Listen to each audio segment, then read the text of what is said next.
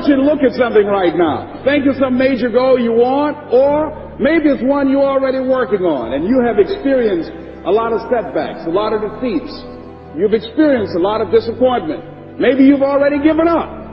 And maybe you just need a little fire, a little encouragement to get back in the game again. Here's what I want you to look at. There are winners, there are losers, and there are people who have not discovered how to win. And all they need is some coaching. All they need is some help and assistance, just a little support.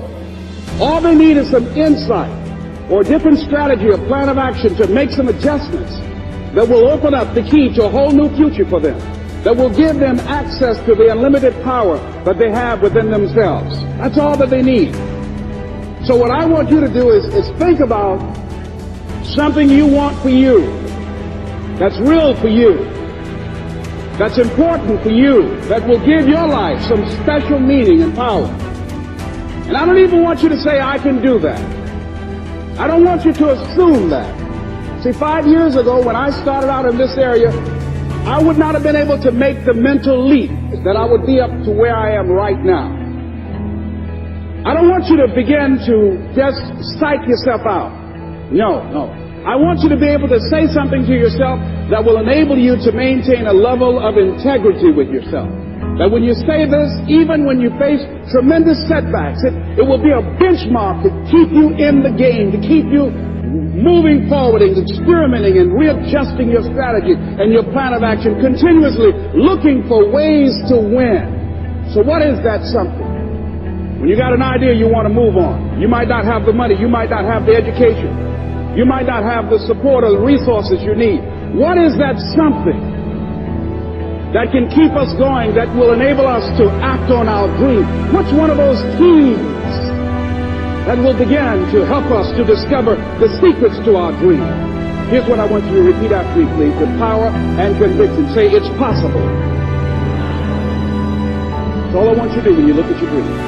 Just say to yourself every day, it's possible. Just say that every day to yourself, it's possible.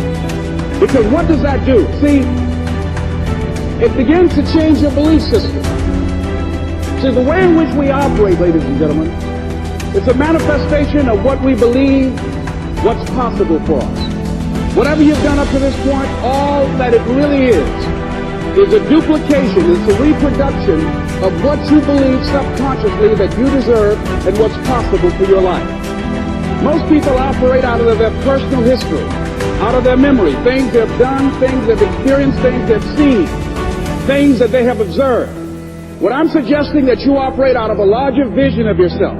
I want you to see yourself doing what you want to do, experiencing what you want to experience, having what you want to have, doing what it is that gives your life some meaning and value.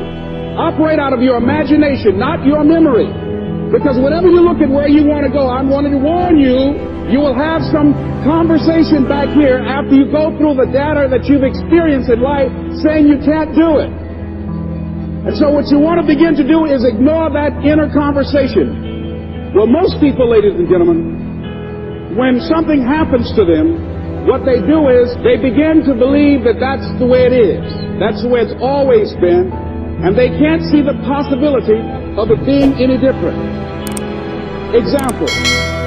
Before April 1954, the common belief, the universal belief, because it had been tried again and again and again and people had failed, the belief was that man was not physically capable of breaking the 4-minute barrier, that he could not run a mile in less than 4 minutes. That was the belief on the planet. It had never been done. But here's what happened, ladies and gentlemen. Roger Bannister came along, and he broke the 4-minute barrier. Now here's what's significant about that. Since that time, up to this day, over 20,000 people have done it, including high school kids. What changed? 20,000 people. What changed? Here's what happened when they got on the track. They knew it had been done. And because they knew it had been done, there was a new belief about this barrier. about this goal that was unreachable. And those 20,000 people got in a race believing, knowing in their heart that someone had done it, that it's possible, that they could do it. And I'm saying that if you know anybody that had some goal, some dream, something they wanted to do, and they did it, then I'm saying that you know in your heart that if someone has done it, then you can do it. It's possible. And that if someone can make their dream become a reality, that it's possible that you can make your dream become reality. And so as you begin to look at where you want to go, beginning to embrace that, it's possible. I'm blessed and highly favored. I've got a lot going for me. I've got some good stuff in me. And it's possible that I can bring my greatness out here in the universe. That I can do what I want to do. It's possible I can write my own book. I can have my own business. I can take the trip and travel around the world. It's possible.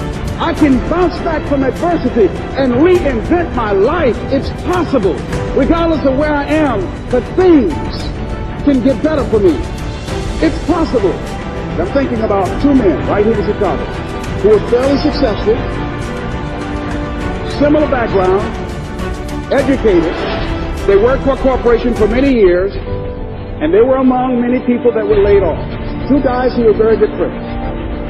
One went out looking for a job for several weeks along with the other one, and they faced disappointment and rejection again and again and again. They couldn't find any work, which is the story of many people across this country. One guy stopped. He became discouraged. He stopped going. He stayed home looking at television, became very argumentative and toxic with his wife, drinking beer, getting on the phone, talking to his other negative, unemployed friends. And he just gave up. The other guy kept looking for a job everywhere he could go. Every time he could get an opportunity, kept asking people, networking, checking the newspapers every day. Kept going everywhere he could, trying to find a job. You have too much education. You're overqualified. You won't be here long enough. He kept going. He kept going. He went to a place and said, look here, I tell you what, if you can't hire me, and I know you can use my talents, abilities, and skills, I don't want to sit home and do nothing. Just let me do some volunteer work. You don't have to give me anything, all right? I just want to work. I want to be busy. The guy said, okay, it's on you now, but don't expect me to give you anything. It's okay. This guy came in and worked. He was the first one there. The last one to leave was the best employee there.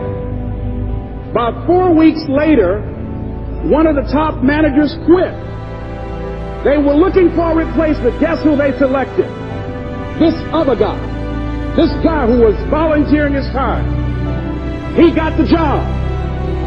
What was the difference between the two men? Eyesight and mindsight.